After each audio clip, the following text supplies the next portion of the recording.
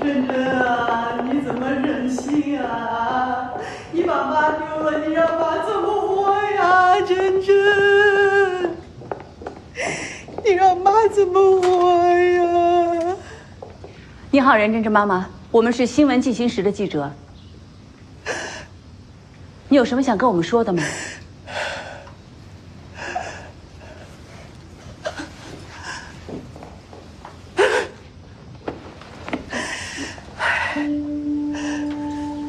各位大记者，你们好好看一看，这是我的女儿任珍珍。你们看在一个失去孩子的母亲的份上，我求求你们，为我的女儿讨回公道啊！我求求你们了，我求求你们了，我求求，我不起来，你们不答应我，我就不起来。珍珍妈妈，您放心，我们一定会秉公报道。您需要先休息一下吗？我不休息，我只要一闭上眼睛，我的脑子里，我的眼睛前面全是我的女儿任珍珍，我休息不了。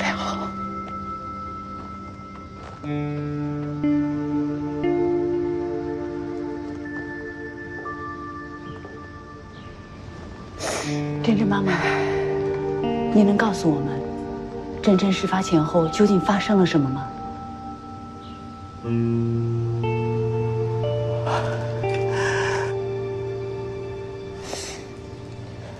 各位记者，你们看一下，这是我的女儿任珍珍。珍珍从小到大都是一个特别乖巧懂事的孩子，毕业以后工作了，也是一个兢兢业业、认认真真上班的孩子。可是就是去年他到了现在打工的张老板的公司里，他就经常跟我抱怨说：“妈，我好累，压力好大。”我就说：“孩子，要不咱们换个公司吧？”可是珍珍懂事儿，他跟我说：“妈，现在工作难找，我再扛一扛。”他再扛一扛，我没有想到，他扛到上个星期三的晚上，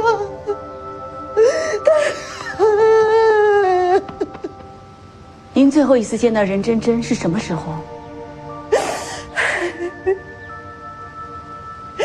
是春节的时候。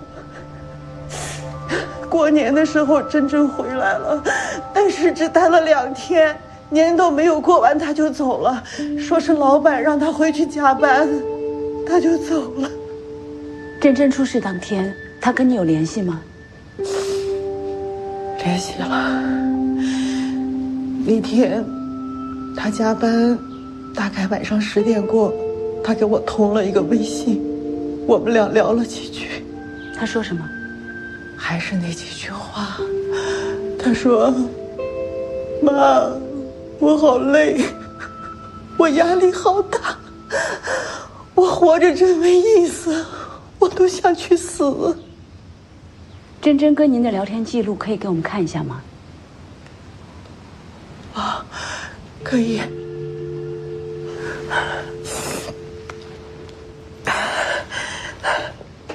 记者，你看，这个是他去年给我发的，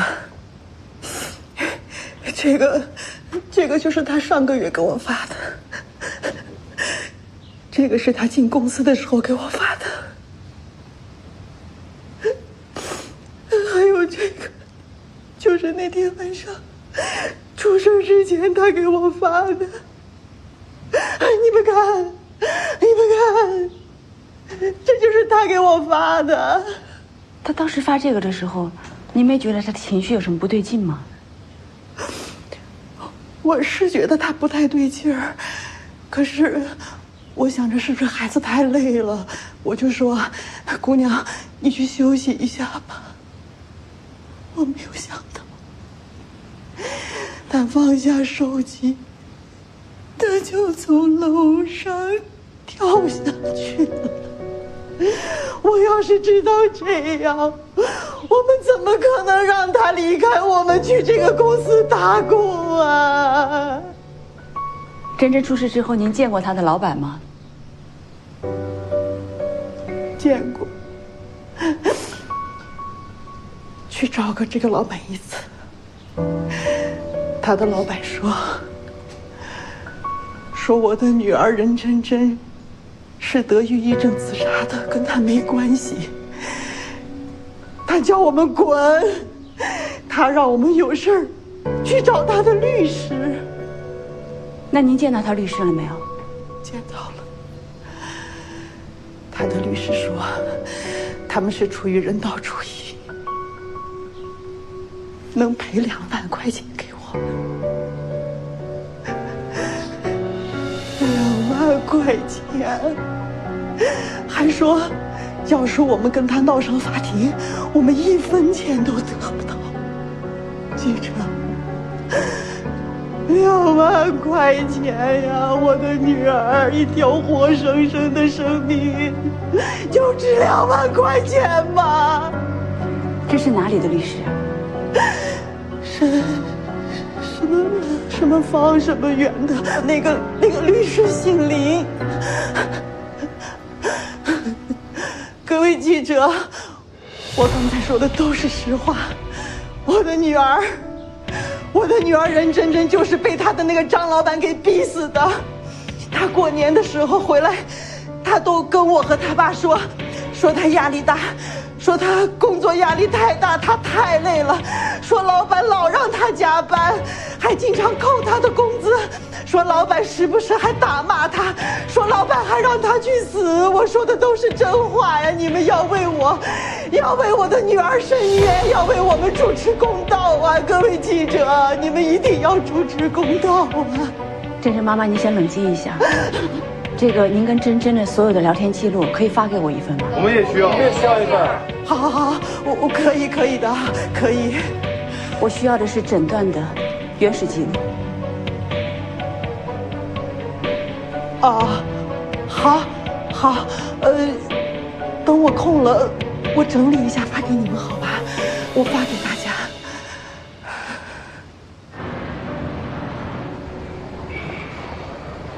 任姐，白老师好啊！就知道你会来。我也料到你会来。既然大家都来了，那就照规矩来呗。同意。去问一下新空公司在几楼？不用问了，8楼。功课做得挺全呢。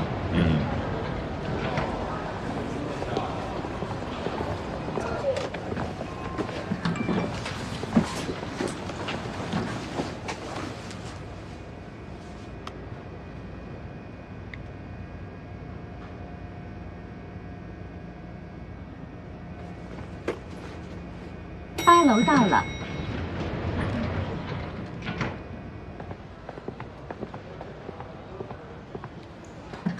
拜拜。哎，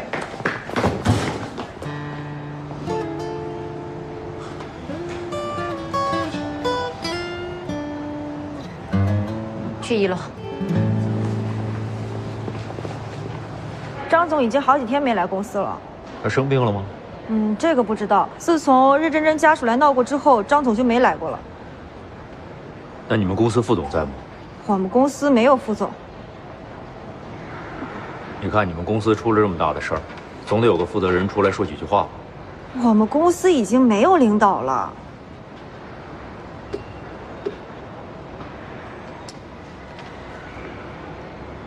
你和任真真认识吗？你们可能谈不上是朋友，但最起码是同事。他说了这样的事情，你也希望他有一个妥善的解决吧？要不您稍微等一下，我去帮您问问。好，谢谢。等一下，请问你们是？我们是电视台的，找你们领导。你赶快去问吧，我们是一起的。啊，好，稍等。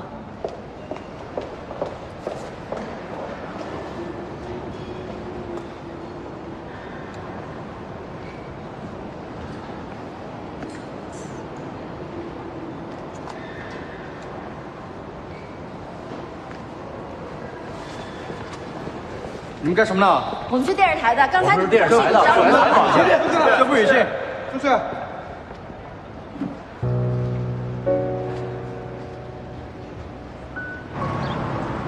来吃饭不让采访，赶紧出去！走，快走，哎，走吧，不让采访，不让看了，不让采访。要不是你，我都进去了。得了吧，看他们那架势，就算那小妹妹替你问了，你肯定也采访不到。那我也不会被人撵出来。当记者还怕撵吗？真逗。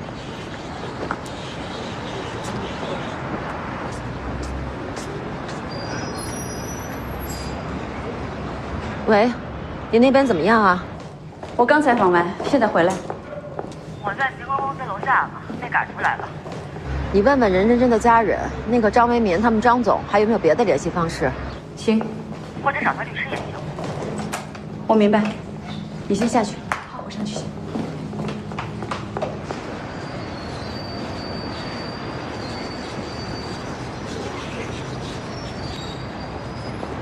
你怎么还在这儿啊？这不快中午了吗？他们得下来取外卖啊。你觉得那么大一老板会自己下来取外卖吗？我等不着老板，我等员工行吗？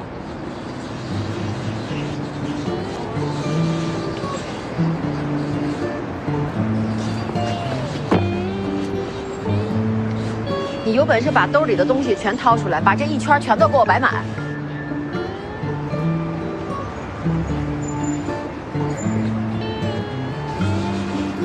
凉。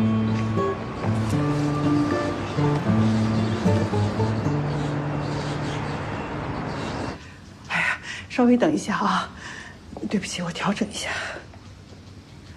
照片给我，拍吧。今天都到这儿吧啊，媒体朋友们，有点累了啊，谢谢大家啊。拍好了吗？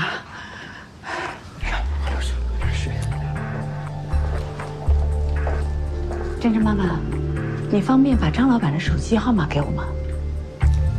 张老板，哦，我只有他一个手机号，可是他一直关机啊。那他律师呢？律师，我们也只有一个手机号。方便都给我一下吗？谢谢啊。哦，好。这个行，我拍一下啊。还有吗？就一个手机号。可以了，那到时候我们再跟你联系。好，谢谢。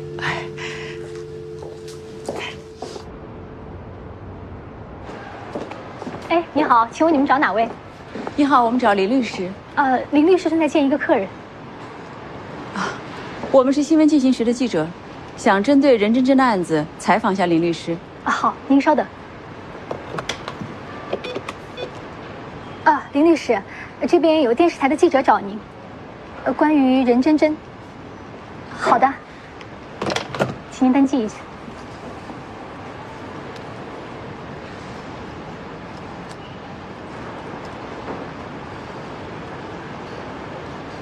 好，这边请。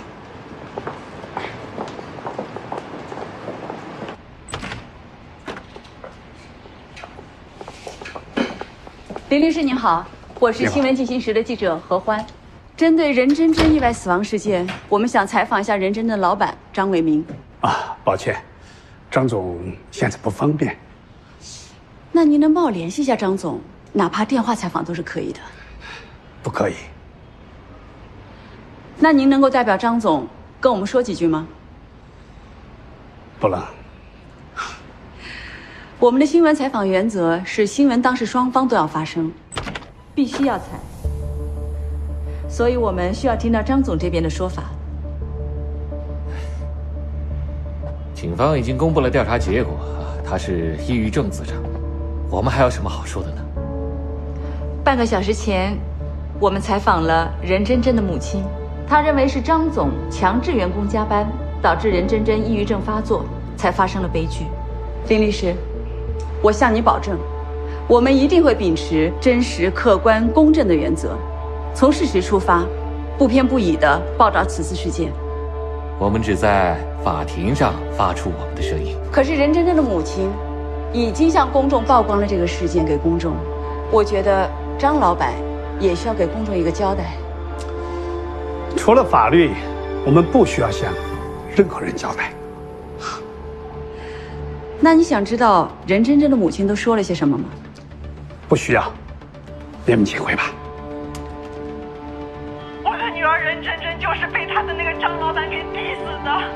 她过年的时候回来，她跟我和他爸说她工作压力太大，她太累了，说老板老让她加班，还经常扣她的工资，说老板时不时还大骂她，说老板还让她去死。我说的都是真话。胡说八道！我告诉你，我从来没有逼他加过班，没有打骂过他，钱我也都给够了，更没有让他去死。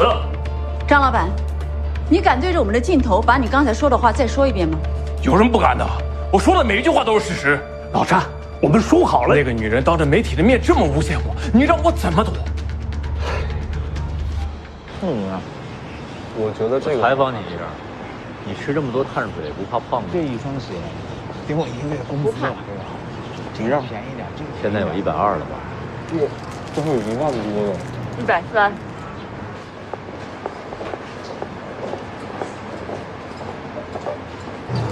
哎，那这项待遇怎么样？怎么样了？哎，我们这边啊，压力老大了。喂，联系上张维民了，他愿意接受采访。太好了。你那边有直接现场的记者吗？没有。那你跟他们说一下，务必让他们接受我们独家专访。好。你找张民了？没有啊。你骗不了我，白杨同学，你可别想吃独食，我今天跟定你了。那就比谁快喽。走。去哪儿姐？双阳。老大，咱也去双阳吗？快点走啊！春晓说在网上找到了行控公司设计师的电话，其中一个表示愿意接受我们采访。刘思秋在对接了。叫刘思秋，把第一手资料发给我。好。白杨，你的驾驶技术我知道，你一定系好安全带，慢点开。咱们就张卫民老家见。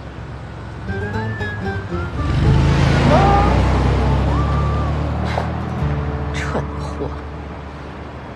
上车。啊。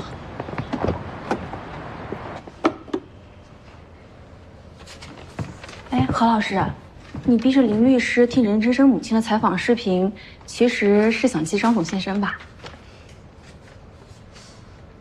可是你怎么知道张总在里面房间呢？你还记得那个前台小妹让我们登记吗？登记一下。我注意到，在我们来之前10分钟，张维民就来到那里，而且我断定，他肯定在那个房间。林律师身上已经穿了件西装，但是对面椅子上还有一件外套，应该是客人的。林律师你好，你好，我是新闻进行时的记者何欢。椅子旁边还放着一个纸袋，上面有行控公司的 logo。哎，可是你怎么知道张总在听了任真真母亲的采访录音以后，会冲出来并愿意接受我们采访呢？这个我也不确定，但是我想，只要有0.01%的可能性，我们都应该去努力。果然，只要努力了，就会有好结果啊！没错。差不多了，差不多了，可以了。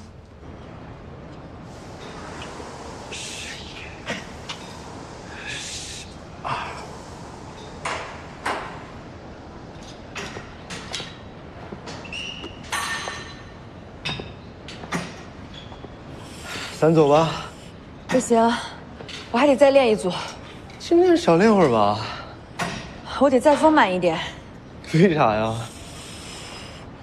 我订了一套婚纱，再丰满一点穿起来才好看。你订了套婚纱？对呀。不着急吧？急吗？我还没跟我爸妈交代呢。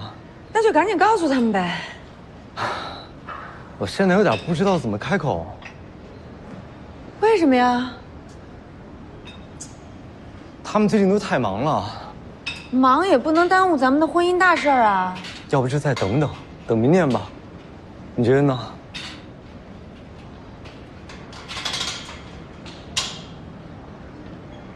好吧。晚上吃点什么？我现在想喝口水。行，等着，我去给你拿。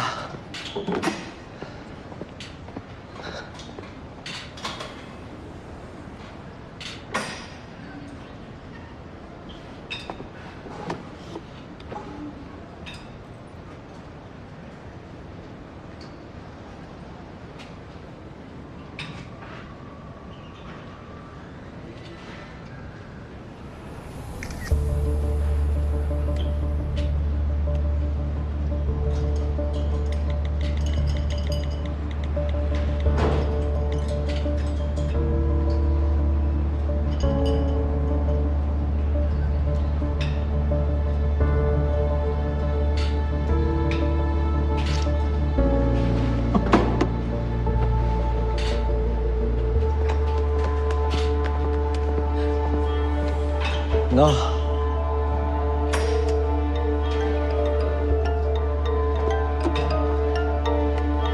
我舅舅。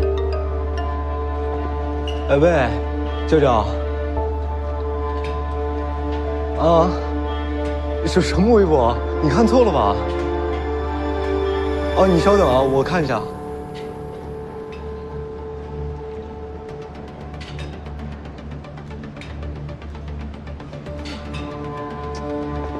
哎喂，哎舅，那是个游戏，我刚跟我一帮朋友在一块儿呢，对，真心话大冒险，然后就输了的得发一条微博，是个误会，您先别跟我妈说啊。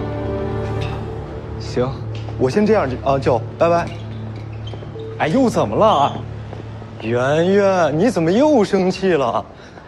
我不是那个意思呀。那你什么意思啊？他们不知道，我总得解释一下吧。哎喂，妈，那条微博，什么？哪儿出问题了？包装盒？那米饭不是也被污染了？那赶快销毁啊！3天前出的厂。好，我知道了，妈，我现在回去。嗯。怎么了？我家现在出事了，我先立马回去，我改天再给你解释，行不行？你先别生气了，啊，我走了。哎，你别生气啊。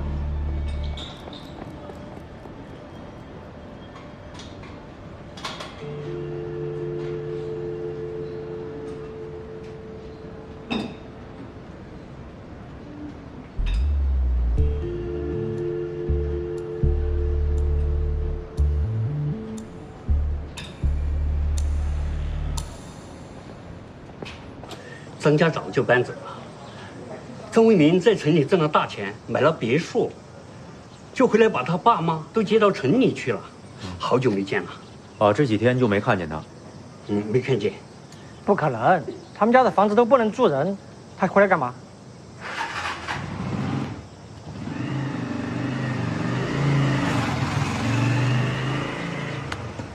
老大，怎么了？让他给我骗了。啊，那不是白跑一趟了？耽误了时间，哎，白跑倒是没什么。这找不到张为民啊，咱们这新闻就有点单薄。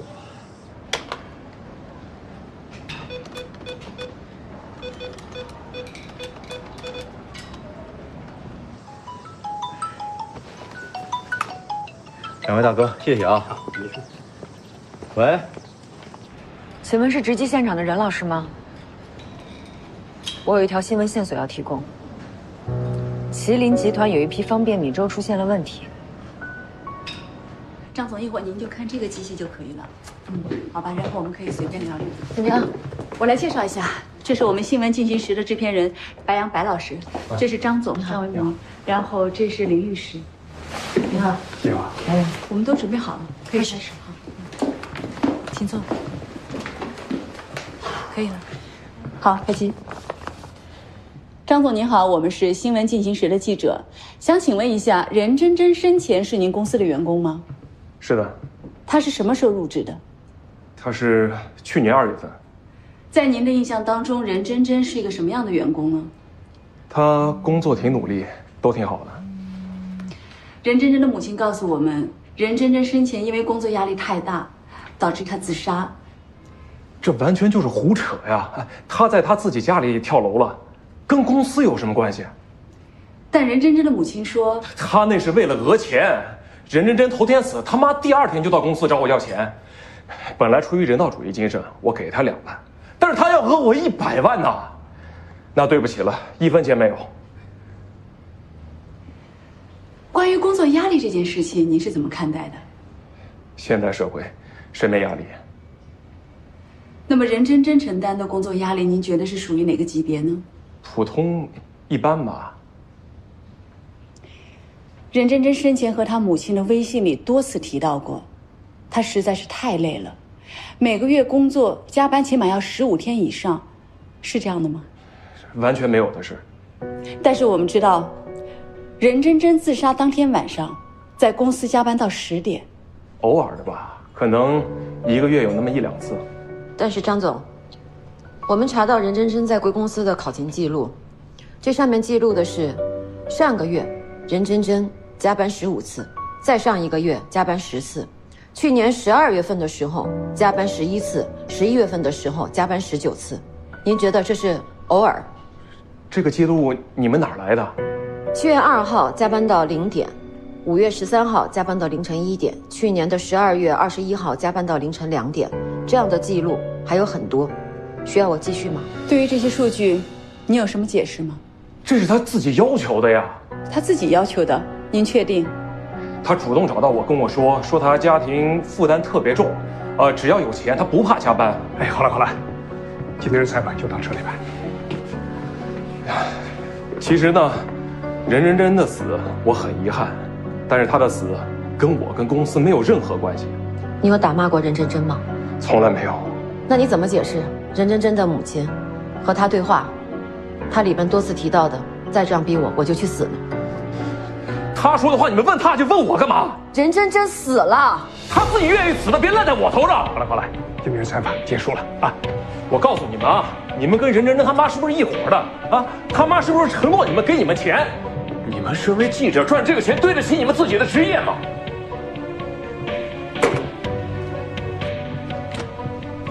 是不是逼得太急了？怎么了？还有几个问题没问呢。我觉得不用再问了，他的状态足够说明任真真的工作环境有多恶劣。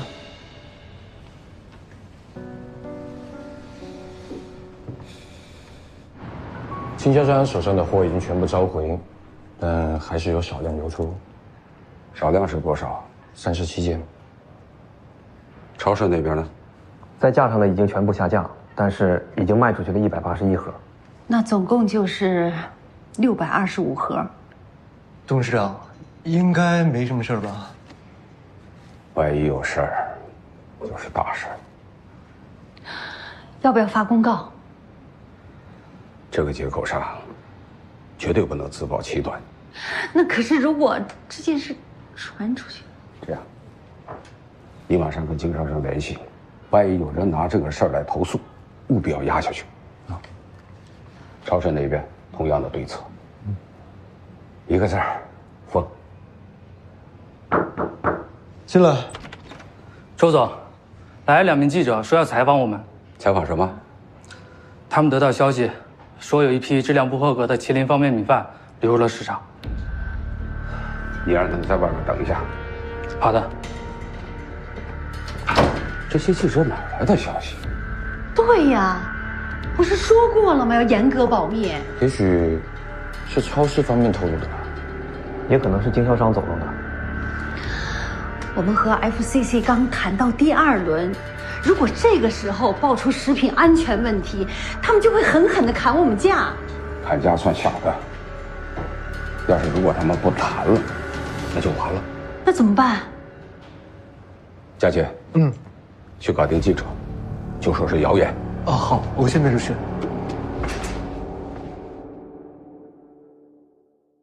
各位记者，我刚才说的都是实话。我的女儿任真真就是被她的那个张老板给逼死的。她过年的时候回来，说她工作压力太大，她太累了，说老板老让她加班，还经常扣她的工资，说老板时不时还打骂她，说老板还让她去死。我说的都是真话。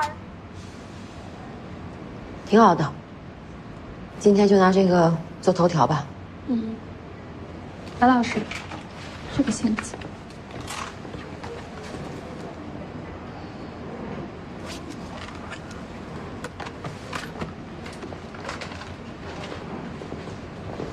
辛苦你了。没事。怎么了？没事。那我先回去了。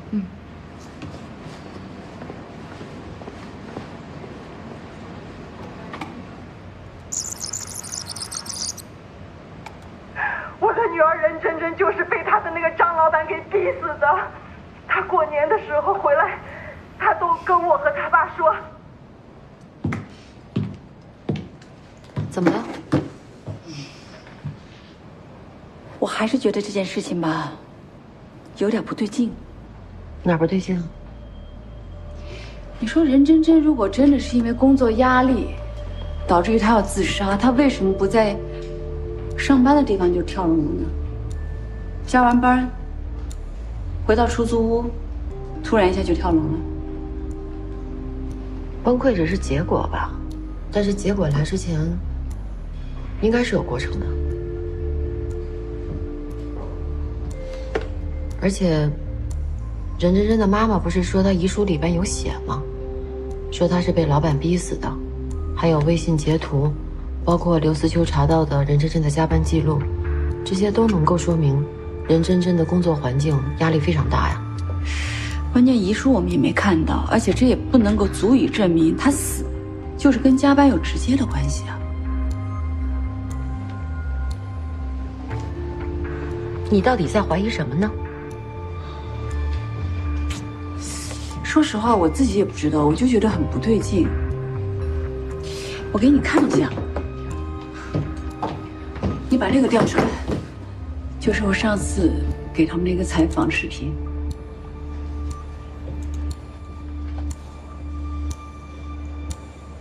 来，你看啊，你看他妈妈，这像是一个悲痛欲绝的母亲吗？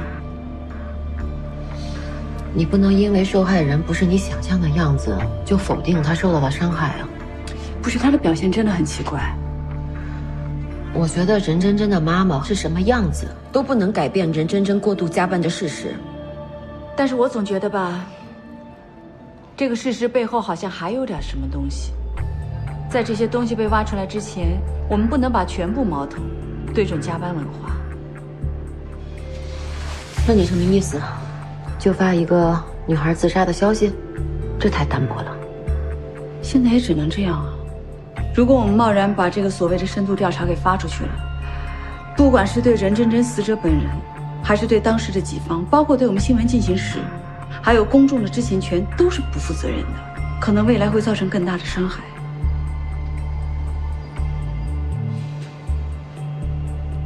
这样吧，再联系一下郑卫民，看看他愿不愿意心平气和的跟我们再聊聊。我也让刘春江再通过侧面跟任真真公司的同事聊一聊，看看他的精神状况有没有问题。好。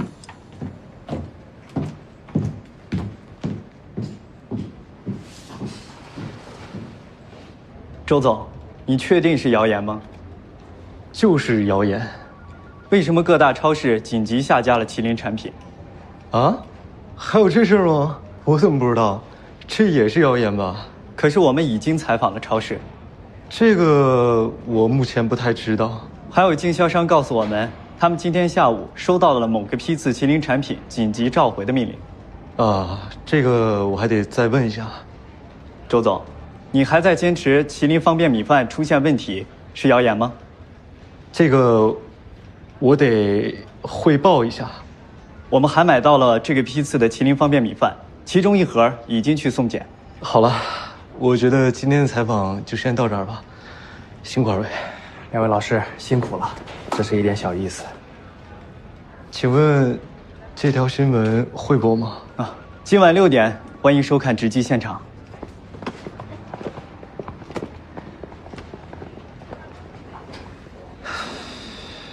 什么？他们手上有我们的米饭？哎呀，这可麻烦了，怎么办呢？佳琪，你不是有个女朋友在电视台吗？你请她帮我们想想办法，无论付出什么代价，都不能让这条新闻播出去。对。哦，好，我联系一下。你好，林律师。关于任真真主动加班的事情，我们想向张总再求证一下。他对你们已经失去了信任，不会再接受你们的采访了。不好意思，我们的措辞可能让他难以接受，但其实我们也是为了要寻找真相嘛。恕我直言，你们并不想找到真相，你们只想扮演一个正义者的角色。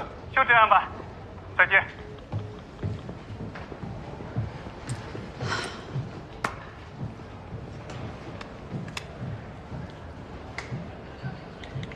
我说的句句都是实话呀！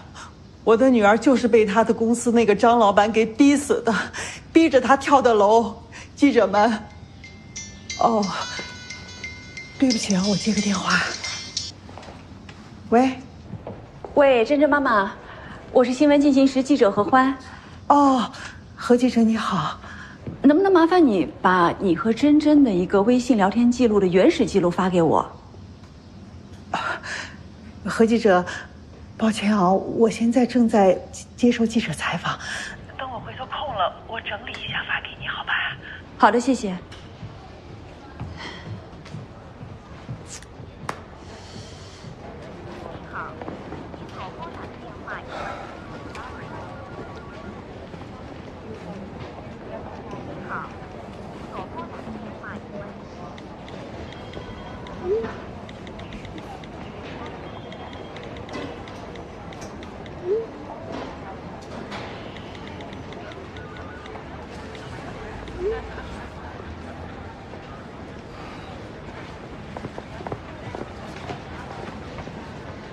已经找到张伟民的合作伙伴了，那你看看能不能请他说服张伟民接受我们的采访。好，我等你消息。任老师，麒麟集团的周总来了。啊，任老师，你好，你好，你好，你好。哎，您请坐吧。喂，任真真同事那条出来了，我一会儿就过来审。你什么事儿？哦，任老师。关于我们麒麟集团那条新闻的事情，我过来是想跟您商量一下。喂，石道，再等等，如果能采访到那个老板，就上头条。不好意思，你继续。哦，关于那条新闻，能不能不发呀？不能。任老师，我是一个生意人。那我就直说了，需要我们投多少的广告？是带着钱来的。您开个价吧。20亿。啊？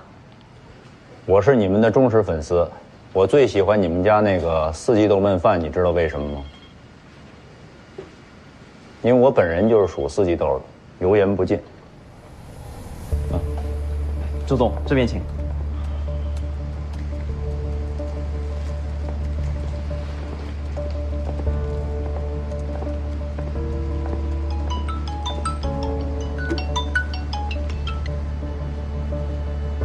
白石道，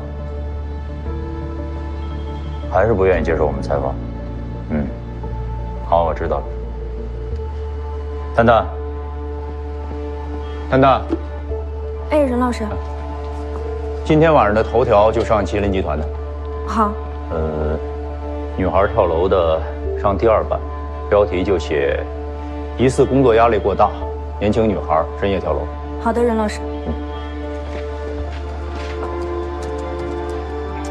准备2组吧。怎么样？张维民不愿再接受采访了。那咱们怎么着啊？上一组还是上一条？新闻标题咋取呢？这结语是要还是不要？现在网上任真真被老板逼死的新闻已经是有了。谁发的？几个自媒体，但他们呢都没有采访到张维民。我刚刚把链接转给你了。那这样看来，我们掌握的信息是最全面的。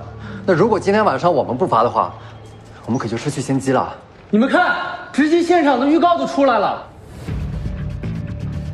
麒麟方便米饭突然下架，是正常调整还是另有隐情？食品安全岂能儿戏？今晚6点，直击现场为您揭晓。白杨，我觉得我们还是要慎重。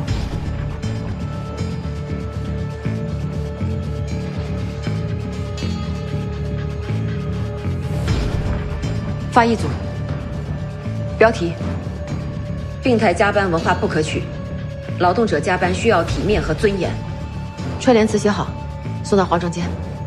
好。白杨，我觉得你应该再考虑一下。我没有时间了。你能不能不要和任洁珍输赢？和输赢无关。你知道春燕之前给我的那些资料里面都是些什么吗？一个29岁的白领，因为长期加班猝死；某汽车公司，一个36岁的员工因为连续7天加班猝死；某互联网公司，一个22岁的年轻女孩，因为加班到凌晨回家路上的时候猝死。现在又有一个23岁的女孩，她死了。我要为他们发声，为这些生命发声。我知道你想为他们发声，但很有可能这件事情跟他们不一样。任真真连续加班是事实吧？而且我这条新闻只是批判加班之恶，并没有下结论说任真真的死就一定是加班导致的。这个深度调查，我一定要上。那你把我的名字从报道记者里面剔除。我的采访没有完成，我还要继续调查下去。可以。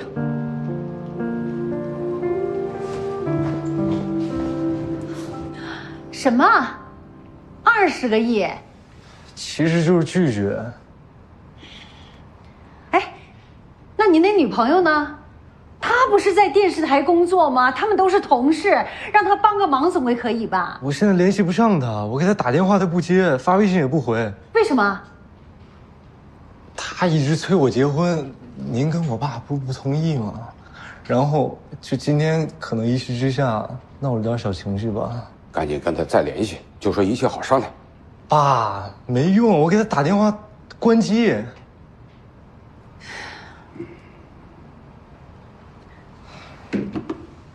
继续打呀！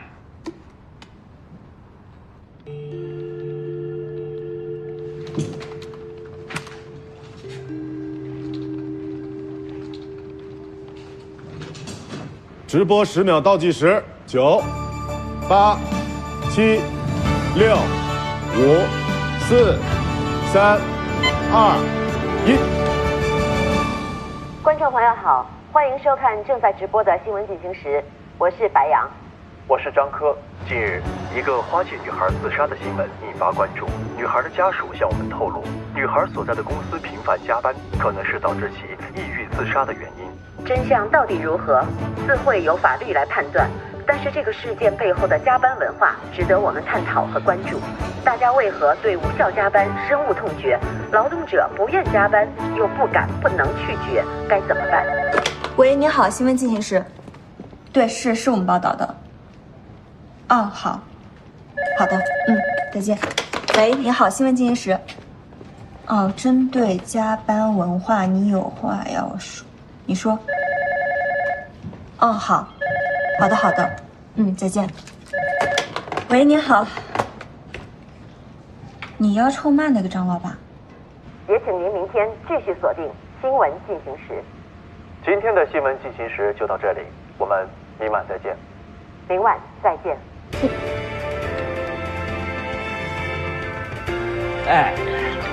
实时数据出来了啊！跟你们说一下啊，我们这收视又回到了以前的新高。我漂亮！不错啊，加油！不是，您看这个现在是这个新出来的这个文件规定，你怎么来了？哎，白老师，刚刚接到总编室的电话，实时数据创下了5年来的新高。太好了！哎，咱们这新闻进行时很久没有出现这样的情况了，继续努力。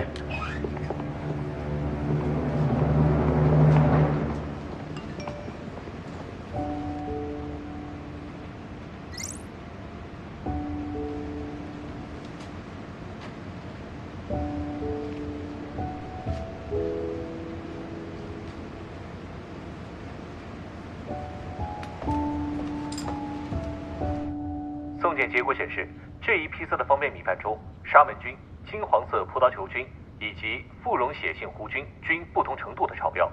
而面对记者的追问，麒麟集团相关负责人却说，一切都是谣言。就是谣言。集团将相关产品的下架这一行为来看，他们对问题你怎么那么傻呀？那他们为什么要撒谎呢？面对食品安全，谎言能够解决问题吗？暴风雨要来了。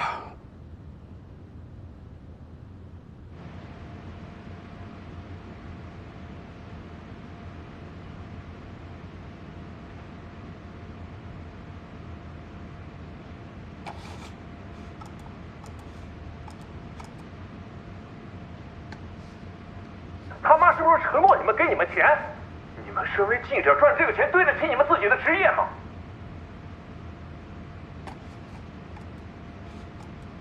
他的律师说，他们是出于人道主义，能赔2万块钱给我们，一条活生生的生命就值2万块钱吧。同志们看手机啊，官微爆了，看。来，姐，咱们官微爆了，有个问题想采访我们记者。刚才有个哥们儿管咱们要素材，给不？这过分了吧？这个，有人把咱们的新闻抹去台标之后换成自己的，这得告他吧？姐，你怎么不说话呀？心跳有点快。听说麒麟集团出事了，你怎么样？花姐，我正在忙呢，我空了打给你。行，好。干活吧。哎，好，哎。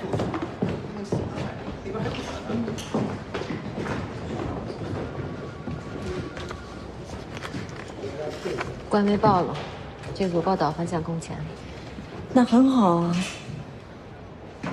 按照你的要求，没有写你的名字，但是这组报道你功不可没。都是大家一起努力的结果。还在纠结你内心那点感觉？那希望我的感觉是错的吧？你可能太累了，休息2天吧。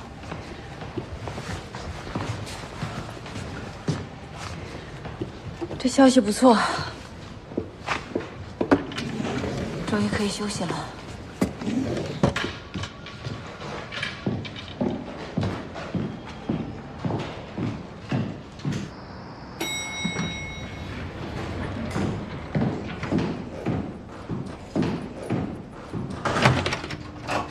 哎，今天回来这么早？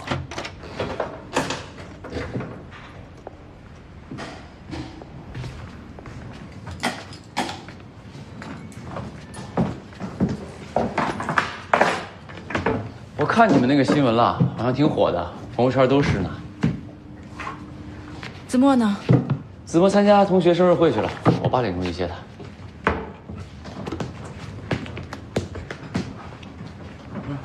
你怎么了？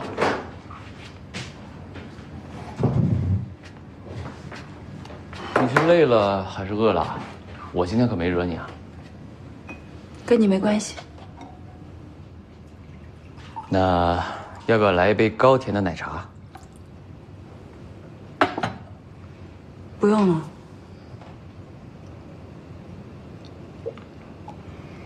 那好吧。你要是想治疗你的不开心，随时叫我，我有药。什么药啊？我有个神奇的地方，去了之后呢，只要2分钟，烦恼全消。有那么神奇吗？就那么神奇。要不要去看看？